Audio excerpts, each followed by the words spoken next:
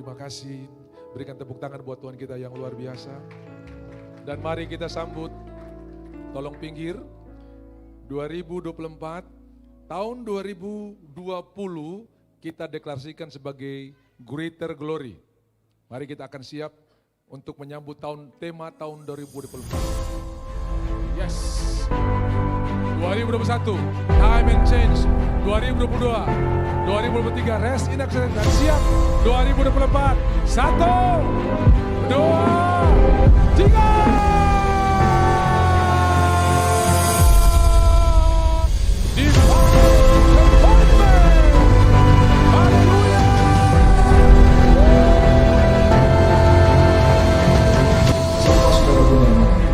Bagaimana cara mengambil kemenangan? Pujilah Tuhan, hai malaikat-malaikat, hai pahlawan-pahlawan yang jaga perkasa, yang melaksanakan firman. 2024, year of divine appointment. Sama-sama katakan, right time on the right. Bagaimana cara mengabdikan malaikat? Mazmur 103 ayat 20. Pujilah Tuhan, hai malaikat-malaikat, hai pahlawan-pahlawan yang jaga perkasa, yang melaksanakan firman-Nya dengan mendengarkan suara firman Tuhan. Semakin sudah mengumumkan firman Tuhan di rumah saudara, di kamar saudara, pelayanan malaikat akan luar biasa. Haleluya.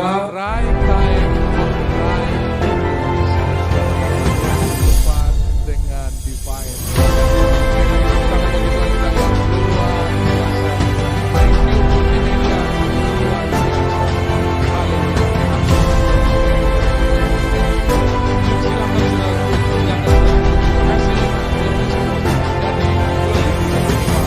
Adalah divine appointment. Saudara akan mengalami perjumpaan-perjumpaan ilahi, artinya saudara tidak merencanakan perjumpaan, tiba-tiba saudara bertemu dengan orang. Nah, saya mau kasih kabar baik yang masih jomblo malam hari ini. Saudara bisa ketemu teman satu kelas yang dulu kau suka berantem, tiba-tiba kau jadi, Pak Pendeta tolong datang doakan, kayaknya kita jadi, padahal dulu di kelas ketong baku kau hajar terus. Bisa saja itu divine appointment buat saudara. Classmate saudara, tunggu sudah mah terbuku dapa. Begitu buku dapa saya tanya, kok bujang, kok jomblo? Cocok sudah terdua ini. Nah saudara-saudara, itu namanya divine appointment. Ada perjumpaan-perjumpaan ilahi yang Tuhan siapkan. Tolong monitornya, Daud. Cek 1, 1, 2, 1, 2 dicoba cek. Kalau kencang, turun sedikit. Nah saudara-saudara, divine appointment itu artinya perjumpaan-perjumpaan yang tidak saudara rekayasa, tapi Tuhan ubah menjadi kebenaran-kebenaran dan sesuatu yang luar biasa dilahirkan karena ketaatan saudara mengikuti Tuhan. Saya mulai dulu dengan kitab Rut. Rut ini orang Moab.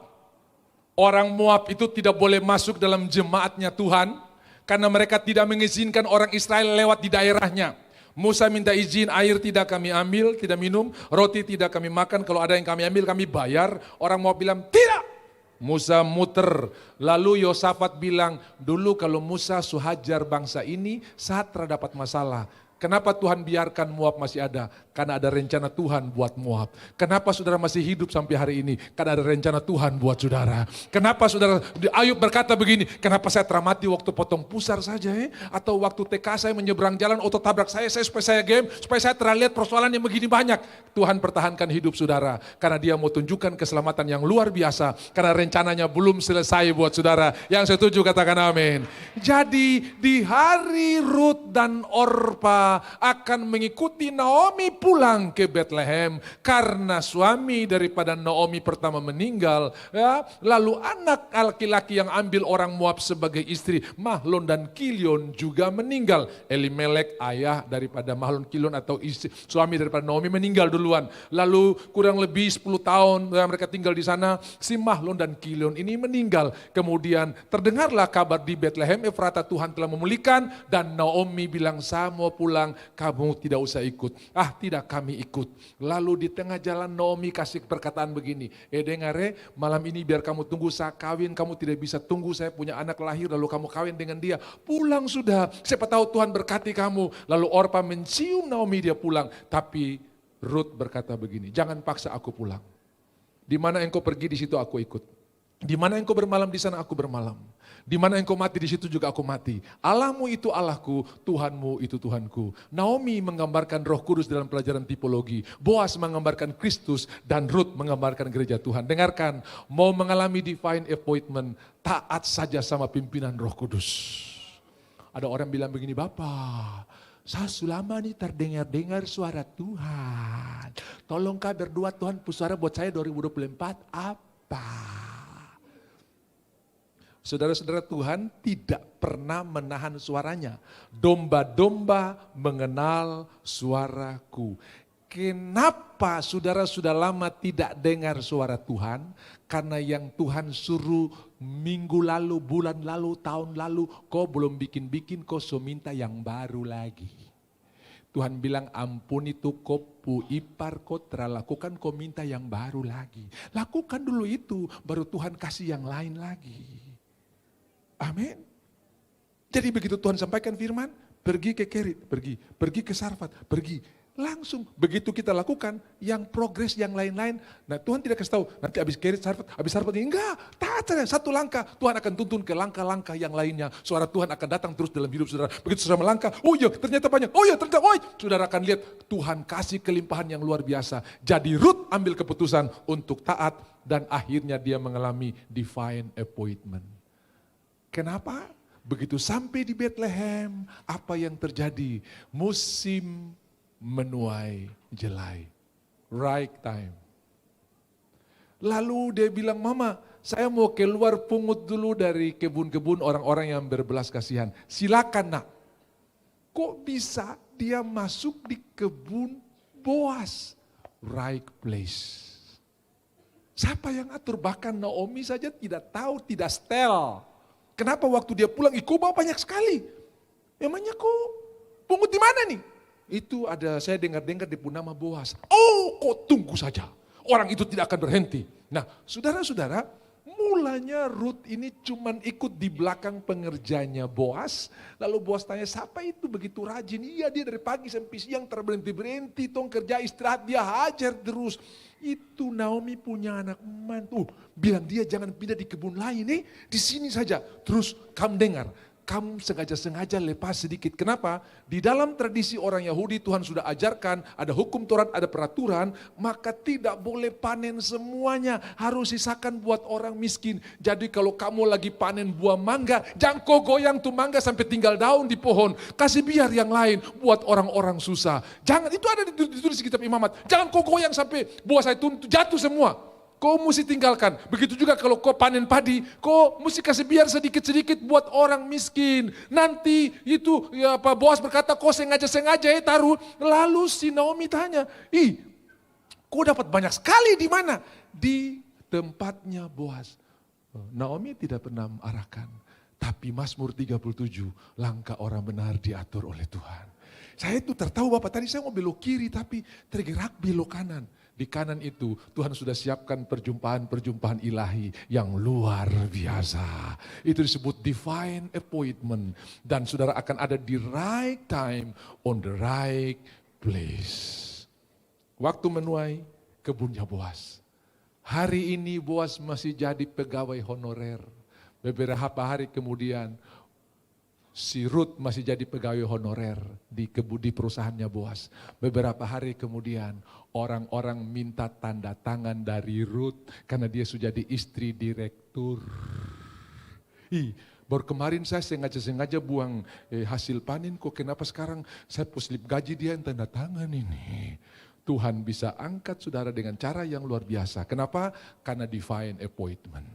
2024 saudara akan alami banyak divine appointment. Bapak tersangkai, cuma ngobrol-ngobrol tiba-tiba ide ini keluar dan akhirlah jadi satu pekerjaan yang luar biasa. Itu divine appointment. Right time on the right place. Akhirnya saudara, Boas ini menikah dengan Ruth, dapat anak yang namanya Obed. Obed ini menikah dapat anak namanya Isai. Dan Isai ini adalah ayah daripada Daud. Semua terjadi di Bethlehem Efrata. Lalu kita pergi lur sedikit di dalam 1 Raja-Raja 17. Coba saudara lihat ayatnya yang ke-17. Daud ini cuma ditugaskan untuk bawa makanan. Dia punya 3 abang jadi militer dan sementara bertempur, lalu ayahnya Isai bilang begini, coba bawa sedikit makanan buat abang-abangmu dan bawa ini keju buat pemimpin pasukan, jadi bukan cuma buat anaknya, juga pemimpin pasukan. Lalu bawa kabar buat papa bagaimana keadaan mereka. Bawa kabar buat papa apa yang terjadi buat mereka. Jadi saudara-saudara, Samuel 1 Samuel 17 ya, 1 ini raja-raja. Ya, orang masih di 1 Samuel 17, coba kita lihat. Nah, Isai berkata kepada Daud anaknya, ambillah untuk kakak-kakakmu 3 gandum ini, seeva dan roti yang 10 ini. Bawalah cepat-cepat ke perkemahan kepada kakak-kakakmu. Jadi Daud ini apa saudara? Go food. Delivery order. Bawa makanan. Dia tidak diskenariokan, dia tidak disiapkan untuk berperang melawan Goliat. Cuman karena dia setia dengan pekerjaan-pekerjaan kecil, dia masuk pada divine appointment. Right time on the right place. Cuma antar makanan saudara. Tapi lewat ketaatannya, lewat kesetiaannya, hari itu Daud dipromosi Tuhan menyelamatkan satu bangsa. Bukan satu kota, bukan satu RT, satu bangsa dengan mengalahkan Goliat. Di perjalanan waktu Daud diajak ayahnya, tolong bawa makanan buat kakak kamu, abang-abangmu, ada Eliab, ada Abinadab dan ada Syama, itu 3 kakak Daud yang militer saudara-saudara. Lalu bawa kabar buat papa, dia punya bayangan, dia akan pergi ke medan pertempuran dan melihat musuh lari terbirit-birit karena pasukan-pasukannya Tuhan, umat-umatnya Tuhan, ya Tuhan adalah panglima perang. Dia akan melihat orang Israel berteriak, bertempik sorak, berkata haleluya, hari ini Tuhan berikan kita kemenangan dan musuh akan lari terbirit-birit. Ternyata apa yang dia bayangkan di benaknya jauh dari kenyataan yang dia lihat. Bukan musuh yang lari, orang Israel yang lari bersembunyi. Saya terharap keadaan ini, tapi kenapa ini yang terjadi? Kau jangan bicara sembarang, kau lihat sana. Apa itu? Itu manusia raksasa. Siapa itu? Itu Goliat itu. Memangnya dia siapa? Dia raksasa. Terus siapa yang kasih kalah dia? Kalau kasih kalah dia, raja kasih anak mantu. Ya, jadi jadikan anak mantu, dia kasih dia anak perempuan. Emangnya gampang kah? Kau pikir jadi anak mantu raja karena mas kawinnya besar. Jadi Daud bilang emangnya gampang kah? Ini memang orang beritin. Akhirnya saudara daftar dibuat, silakan tentara Israel, ini 1 lawan 1, ini 1 lawan 1, dan siapa yang menang, satu bangsa menang. Siapa yang kalah, satu bangsa kalah. Jadi siapa yang mau isi list ini, tidak ada. List itu sudah dibuka berhari-hari, kuesioner itu sudah dibuka berhari-hari, pendaftaran itu sudah dibuka berhari, tidak ada yang isi listnya. Tiba-tiba laporan sampai ke telinga Saul, Saul, ada 1 orang yang daftar mau lawan Goliat. Siapa dia panggil dia? Begitu Daud datang, Goliat, si Saul hampir pingsan karena lihat Daud kecil merah-merah. Dia bilang jangan-jangan putus cinta tadi malam ini anak ini ya. Mau serahkan diri kah? Ini orang pahlawan. Lalu dia mulai wawancara. Bawa masuk di barak ketong wawancara dulu. Kau siapa? Saya Daud anak Isai. Pengalaman perang Bosnia, Sarajevo, Ukraina, Rusia. Tidak, saya gembala domba. Gembala domba mau tantang ini. Dengar dulu saya cerita. Saya ini gembala domba dan kalau ada singa yang menyerang domba gembalaanku, saya akan mengejar singa itu. Saul bilang sebentar. Yoab, dia bilang dia kejar singa. Ini menurut kau hoax atau beneran ini? Karena setahu saya nonton National Geographic, belum pernah ada manusia kejar singa. Singa kejar manusia iya, tapi ini satu dia bilang dia kejar singa. Coba raja wawancara lanjut saja, jangan-jangan ceritanya benar. Terus, kok kejar singa terus? Kalau singa itu berbalik menyerang saya pegang dia pujanggut. Sebentar. Yoab, dia bilang dia pegang singa pujanggut. Tong pegang orang pujanggut saja bisa masalah, ini singa pujanggut ini bisa lewat ini. Terus.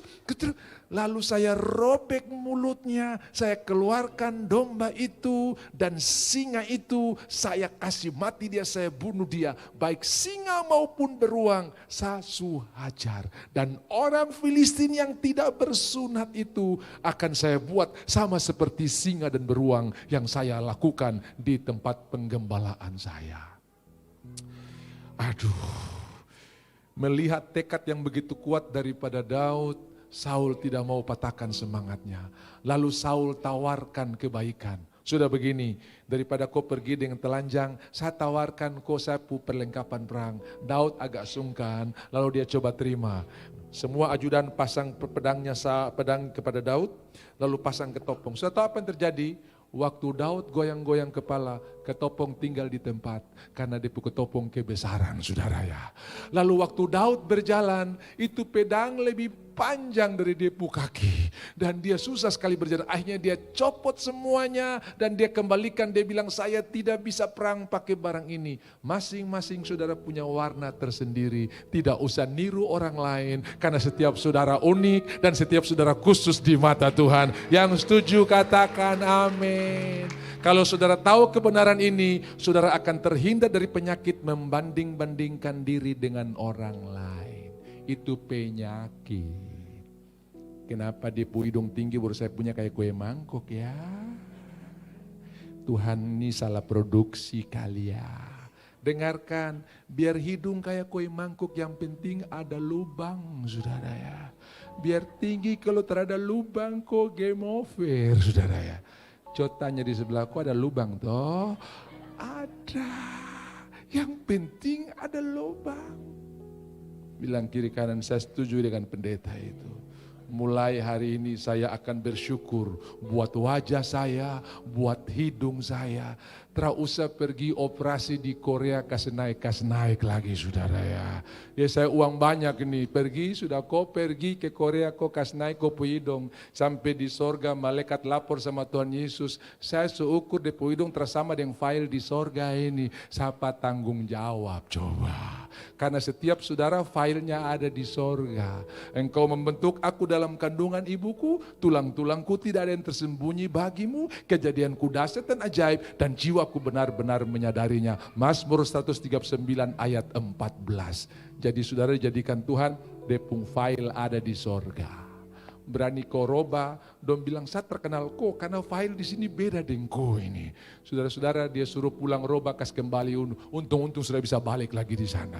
Jadi bersyukur karena saudara adalah hasil karya Tuhan yang luar biasa. Semua kita diciptakan dalam Kristus. Tadi di ibadah pertama saya berdoa untuk seorang ibu dan suami di mana dia sementara mengandung 5 bulan. Saya bilang ajak dia berbicara karena sejak pembuahan hari pertama Tuhan sudah berkata, engkau mengenal aku sejak aku bakal anak. Engkau mengenal aku sejak aku bakal anak. Pembuahan hari pertama Tuhan sudah kenal dan sudah atur jadwalnya. Dek, yuk kita memuji Tuhan. Ya, dek, yuk kita nyanyi. Pernah dengar ada anak umur 4 bulan bawa jiwa buat Tuhan. Gara-gara dari dalam perut udah dibiasakan untuk memuji Tuhan. Jadi kalau mau makan dia kan tidak makan seperti kita. Dek, kita mau makan, kita bersyukur ya. Nah, malam, dek kita mau tidur, sebelum tidur kita nyanyi ya. Yes, Yes, Jesus love Dede gitu ya. Yes, Jesus love Mami gitu ya. Diajak nyanyi. Saudara tahu waktu Maria berkata Shalom, Yohanes Pembaptis usia kandungannya 6 bulan. Dia lompat di dalam saudara. Dia lompat. Ada koneksi antara dunia luar dengan anak-anak. Saudara tahu apa yang terjadi? Sampai lahir anak ini dibiasakan dilibatkan. Dek, kita doa dulu ya. Nah doa kadang-kadang nyanyi. Kenapa? Karena mamanya worship leader di gereja saudara ya. Jadi nyanyi terus. Mau netek, dek kita nyanyi dulu ya. Baru anak itu netek. Umur 4 bulan ditinggalin sama pembantu seharian karena tugas pelayanan. Jam 10 kasih ini ganti popok ini. Siap nyonya. Waktu mereka pergi giliran mau minum susu. Anak ini nangis. Loh kok nangis? Dipegang jidatnya. Loh kok gak panas? Diketuk perutnya. Kok gak kembung? Lalu dia bilang, betul saya ingat. Nyonya biasa nyanyi dulu. Karena tiap hari dinyanyikan, hafal dia. Yuk kita nyanyi. Anak ini diam. Yes, Jesus love me. Waktu dia bilang yes, Jesus love me, tiba-tiba kasih Tuhan turun di hatinya. Air matanya tercurah. Ada orang yang mengasihi saya yang namanya Tuhan. Dan dia menangis sejadi-jadinya. Waktu orang tua ini pulang, dia berlutut di hadapan orang tua dari bayi ini dan berkata begini, tolong doakan, aku mau percaya Yesus. Loh ada apa kamu cerita-cerita dulu? Gara-gara saya nyanyi supaya dia bisa minum susu, saya dijamah oleh Tuhan. Dan saya mau percaya kepada Tuhan. Anak 4 bulan bisa bawa jiwa kepada Tuhan karena dia dilibatkan sejak kecil untuk memuji dan memuliakan Tuhan. Dari mulut bayi-bayi dan anak-anak yang menyusu telah engkau taruh puji-pujian untuk membungkamkan musuh dan pendendam. Tepuk tangan saudara buat Tuhan yang luar biasa. Haleluya, haleluya. Jadi ayo ajak anak-anak kita memuji menyembah Tuhan. Ajak anak-anak kita, sekarang ini kesempatan libur, kasih nonton Superbook. Jangan kasih nonton pocong saudara ya. Nanti dia lebih sadar kehadiran pocong daripada Tuhan. Kasih nonton Daud dan Goliat. Kasih nonton cerita-cerita firman Tuhan. Saya kemarin ketemu dengan anak-anak sekolah minggu. Anak-anak, siapa yang mau lihat Tuhan Yesus terus dia naik ke pohon karena dia bisa lihat orang banyak, terus dia naik ke pohon dan bingung. Dari depan huruf Z A, Samuel, salah. Sakeus, ini banyak nonton pocong saudara ya, lupa nonton Sakeus. Jadi ajak anak-anak kita baca firman Tuhan. Setuju katakan amin. Divine appointment, right time on the right place. Hari itu Daud berkata begini, hei Goliat dengarkan. Kau berani menghina pasukan tentara Tuhan. Engkau datang dengan tombak dan lembing. Aku datang dengan nama Tuhan. Dan hari ini aku akan berikan tubuh menjadi makanan kepada burung-burung di udara. Daud pergi ke sungai, ambil 5 batu. 5 bicara tentang kasih karunia. Saudara bisa menang dalam setiap pergumulan karena ada kasih karunia. Saudara bisa menang dalam setiap masalah karena kasih karunia Tuhan turun dalam hidup saudara. Kasih karunia lah yang membuat kita bisa berdiri sampai hari ini. Semua karena anugerah Tuhan. Sehingga kita bisa bilang begini, terima kasih Yesus, Yesus, terima kasih karena anugerah-Mu buat hidupku sekarang, ku kan memuji-Mu selamanya. Thank you Jesus. Thank you Jesus. Jesus. Jesus. Thank you Jesus. It's only by your grace that I could live today. Forever I will. Selamanya saya akan mengucap syukur dan berkata terima kasih Tuhan. Bisa bilang amin?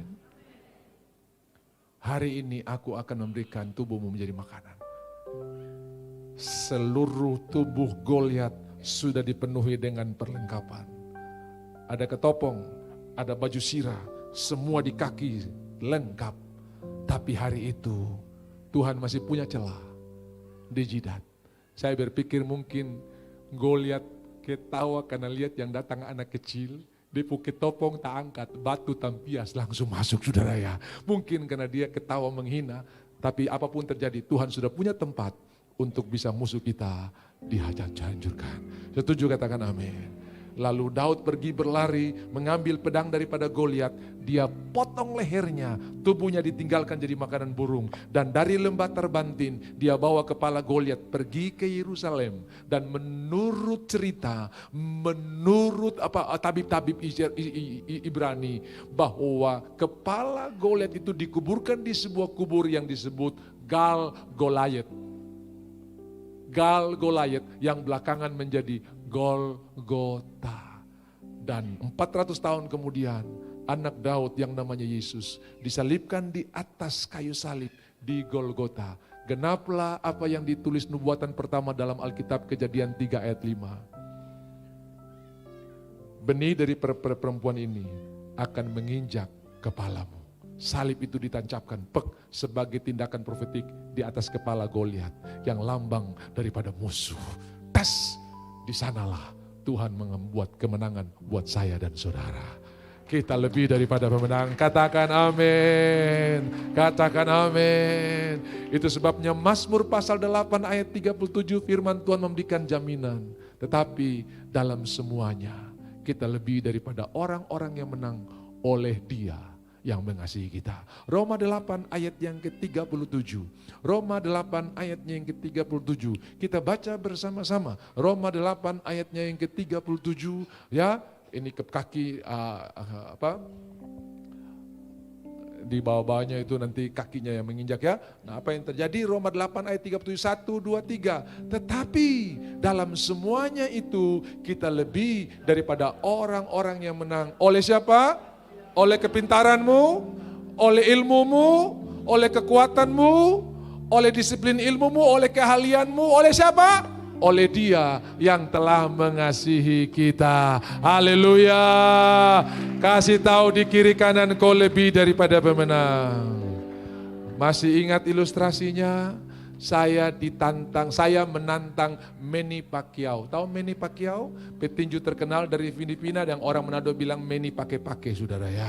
Nah, itu siapa saja, bahkan dia pernah lawan Margarito. Itu Margarito tinggi besar kayak Daud dengan Goliat. Hari itu dia bisa kasih jatuh orang besar itu. Dan dia punya beberapa gelar yang luar biasa dari berbagai macam organisasi tinju. Lalu saudara-saudara, bayarannya 1 miliar rupiah bagi pemenang. Saya latihan 3 tahun mungkin, Manny Pacquiao latihan 3 hari karena dia petinju profesional. Tibalah waktu pertandingan, wasit membunyikan ronde pertama, teng. Manny Pacquiao ini kekuatan di tangan kiri. Ronde pertama dia cuma main-main tangan kanan. Saya punya mata pipi kiri mulai merah. Ronde kedua dia main-main tangan kiri. Saya punya pipi kanan mulai merah. Ronde ketiga dia main-main tangan kanan lagi. Sapu mata kiri mulai tertutup. Ronde keempat dia main-main tangan kiri, sapu mata kanan mulai buram. Hampir 2 mata saya mulai tertutup. Lalu ronde kelima saya berdoa seperti Simpson, Tuhan kasih saya kekuatan kali ini saja, supaya dia tahu saya ini hamba Tuhan, ada urapan saudara ya. Tuhan dengar saya berdoa. Ronde kelima saya hajar dia dengan mata yang sudah mulai tertutup. Dia kaget. Ronde keenam dia tambah kaget lagi. Sampai terakhir dengan terhuyung-huyung wasit mengangkat tangan saya, pemenangnya pendeta Nobel, dikasih sabuk dan dikasih cek 1 miliar.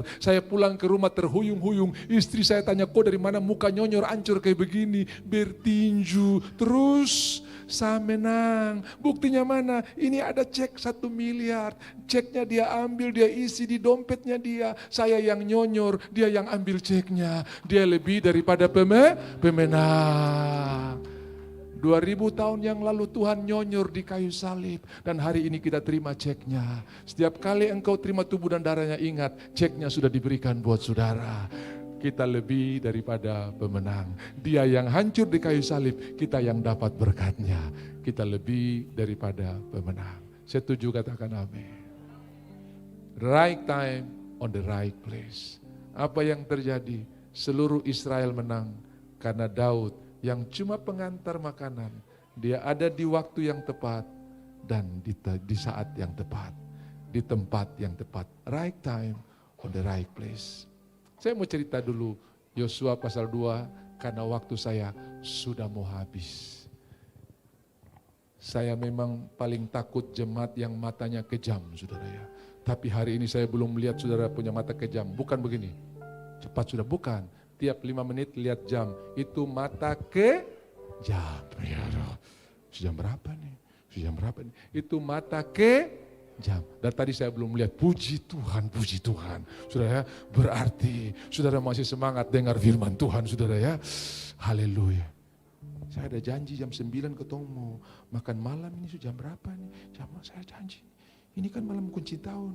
Ini pendeta dia lupa jam ke apa ini? Memang saya terpakai jam juga, tapi handphone saya ada jam. Ini sudah bisa menggantikan semuanya, saudara ya. Jadi saya lihat, oh iya, waktu saya sudah mau habis. Tapi saudara dengar, saya akan mengakhirinya dengan Yosua pasal 2. Yosua mengutus 2 orang pengintai pergi untuk mengintai Yeriko. Mereka datang di waktu yang tepat, pintu gerbang belum tertutup, dan di tempat yang tepat, rumah Rahab. Saudara-saudara, Rahab ini akhirnya kawin dengan Nahason, dan Rahab ini adalah orang tuanya Boas. Jadi mereka masuk di sana, saudara tahu apa yang terjadi. Itu tempat yang tepat karena Rahab berkata begini, waktu kami dengar kamu mengeringkan laut merah, tawarlah hati kami untuk menghadapi kamu. Itu kapan? 40 tahun lalu. Ternyata dia punya ketakutan dan gemetar soal perbuatan Tuhan itu bisa sampai 40 tahun orang masih gemetar, saudara. Dan itu tempat yang tepat. Wow. Lalu Rahab bilang begini, buat perjanjian, saya akan lindungi kamu. Tapi buat perjanjian, waktu Tuhan menyerahkan negeri ini ke dalam tanganmu, ingat saya dan ingat sapu keluarga. Kami akan jamin kau akan selamat. Cuman kau jangan pindah rumah, tepat di sini, taruh kain krimisi, taruh tali krimisi di mana kami akan turun ini. Dan waktu Tuhan menyerahkan, kamu akan aman dalam perjanjian. Apa itu tali krimisi? Lambang darah Yesus yang memberikan perlindungan.